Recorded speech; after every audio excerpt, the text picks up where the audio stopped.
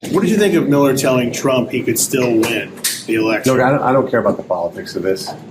I hope that you guys understand, and maybe I hope you never have to understand what my daughter's been through, what my daughter is going through, what my wife is going through, my my two boys and my other daughter are going through. This is truly the seventh level of hell. This has been a horrific experience for my entire family. My daughter specifically did not want this to be out in the public. That's why she asked me to say, lower the temperature. You got to remember, when you don't have kids and you get divorced, you can just say farewell. You never have to see each other again.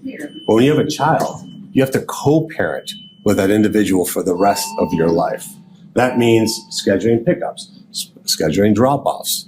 This is not something that you can just say, I'll never have to deal with this guy again. My daughter lives in constant fear of this man. Not like something that's existential, but deeply in her heart, she fears what this guy is capable of.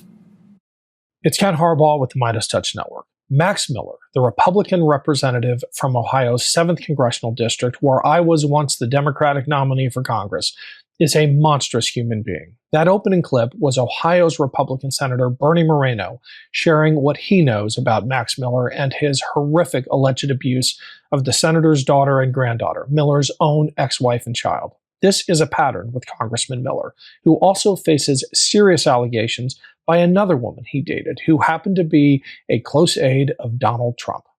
After the Ohio Republican Congressman Max Miller was accused by his ex-wife of abusing her and their 2-year-old daughter, which he strenuously denies, now another woman filing a restraining order against him. That woman is Stephanie Grisham, the ex-White House press secretary, one of Trump's first term, and also an ex-girlfriend of Max Miller. She's previously accused Miller of abuse. And where do you think Donald Trump lands on all this? It will shock none of you to hear that Trump has sided with Congressman Miller. It's another one of his pathologies, this weird solidarity he feels with men accused of assaulting women. But this time, one of Miller's alleged victims was a close personal aide to the president. Even that was not enough to stop Trump from rushing to Miller's defense. You were asked yesterday whether Representative Max Miller should resign from Congress over the allegations, and you said that you'd have a look at it. Yeah. Have you thought about that? And also, do you think it's a very sad thing. I know Max, he's a good person. I mean, I always thought he was a very good person. And I'm going to let the families figure that out. You know, those families, I know they're working on it. It's a very sad thing, especially when you know somebody so well, to be going through that. But it's accusations. And I'm going to let them figure that out. A few weeks ago, I interviewed Brian Poindexter, Max Miller's Democratic opponent for this House seat. He's a union member from Ironworkers Local 17 in Cleveland. Part of our interview was never released on MeidasTouch. I'm sharing that with you now. I'm also resharing the exchange we had where I asked Brian about the abuse allegations against Miller. Our conversation was before the allegations were all over the news, but in Ohio, we already knew who Max Miller was. And Brian's answer says so much about his character and the kind of representative he will be for the Ohio 7th if voters get to know him. I'll let our conversation do the talking. If you live in Ohio's 7th District, vote for Brian Poindexter. And if you don't, help him out with a donation. We can win this seat. Here's me and Brian Poindexter. Max Miller, your opponent, his main selling point to the districts seems to have been, I'm all in with Trump. Those policies are going to elevate the American worker. They're going to punish China. They're going to, throw out the bad guys. They're going to scapegoat immigrants. I mean, don't get me started. And it's not working. And it's all Max Miller has to go on, because on the character side of the ledger, I mean, the guy is a walking catastrophe, from the child abuse allegations to the lawsuits with his former partner who was a close ally of Trump. It's a disaster. How do you balance those two? I mean, you could take shot after shot at this guy's character, but he's also failed the district in terms of policy and helping people on the everyday kitchen table issues. What's your approach? Yeah, the personal stuff, I try to keep the personal stuff out of it. People can do their own research on that stuff, and I hope they do, because I think character definitely matters. especially from a representative. But I got into this race because his policies that he supports are terrible. I mean, he's voted numerous times to support the blanket tariffs that have driven up costs.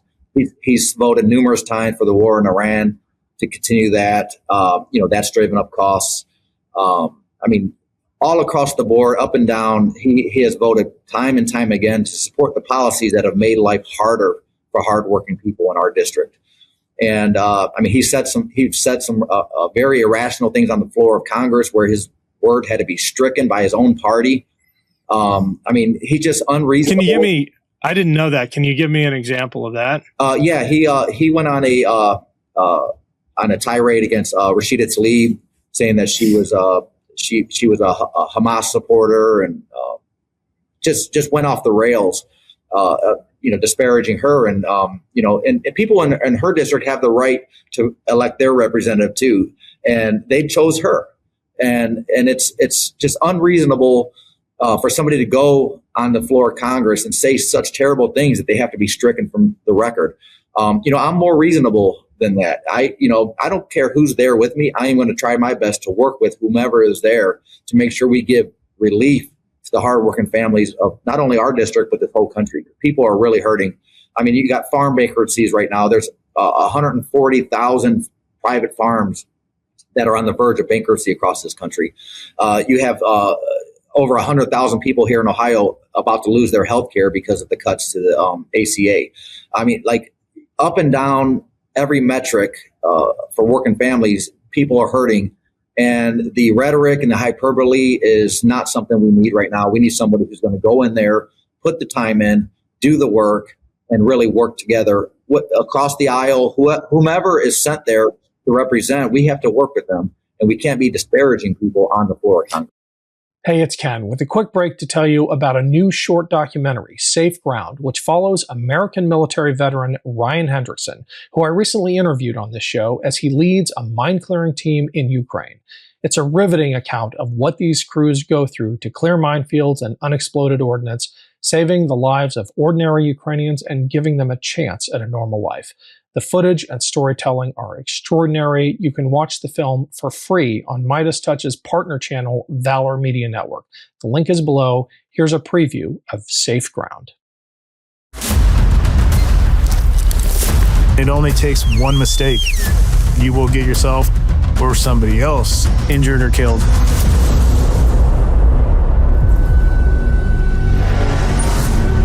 I know God has a plan for everybody's life, and I do know that you're not going to die before it's your time. I know what these devices can do to you because I stepped on an IED in Afghanistan. God doesn't waste pain.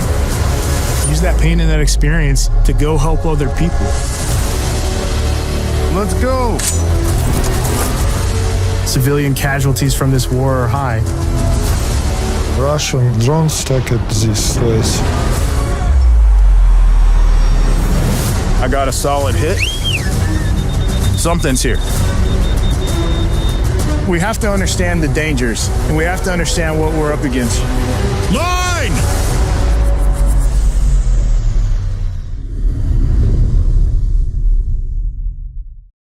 Before I hit record, Brian, you told me about the primary and just what a beautiful representation of the Democratic Party it was, as contrasted with Max Miller's primary on the Republican side, which had none of that. I mean, he was unopposed, a Trump lackey, its own metaphor for the Republican Party today. But can you, for this audience, talk about the 7 Democratic opponents that you beat, and how the party is coming together, realizing that the real threat, as I always say on this show, we need to make sure the cannons are pointed outside the fort. Talk to me about the Democratic Party as you experienced it in your tough primary. Yeah, so there was 8 of us in the race, myself included. When you see a primary that large, it has to open up eyes. Why are there so many people running this race? And it's because Max Miller's policies are so terrible for this district, and he's absent in district. He's almost never here. But the primary, the the range of the Democratic Party was on full display. I mean, you had a former gubernatorial candidate, you had an attorney, you had an educator, public servant, the whole gambit was on display. I was the labor guy. And, I think people in the primary saw in me that our message is right for the time. Working families are having a hard time. And any time in history when working families have had a hard go at it, the labor movement has always stepped up and helped and brought relief. And I think this is just another example of that. I think the time right now is primed for labor leaders and people who really understand kitchen table items to step up and run. And that's why I decided to run. And running on the issues that we've been running on. You see it behind me, workers first. That's not partisan. We all have to work for a living. I don't care if you're Democrat, Republican, or independent. We're all feeling the pinch of an economy that's out of balance. And I hope people see in me in this general election that somebody who will go to Washington, who will put the work in, who cares how long it takes, how many hours in the day, but I'm going to fight for the issues that are important to all of us. Brian, where can people learn more about your race and how can they help out? Very easy. You can go to poindexterforcongress.com and hear my backstory. You can see our launch videos and all the other videos we put up. You can see our coalition we built of unions, of community groups, of elected leaders and labor folks who have signed on to help. And you can also do the important thing and click the donate button because, for all Max Miller's flaws, he is very well funded. And, we have a challenge there to compete financially. But if we're able to compete financially, we'll be able to knock on all the doors, we'll be able to make all the calls, and we'll be able to win this race come November 3rd. Brian, thanks for joining us. Good luck. Thank you, Ken. Appreciate the opportunity.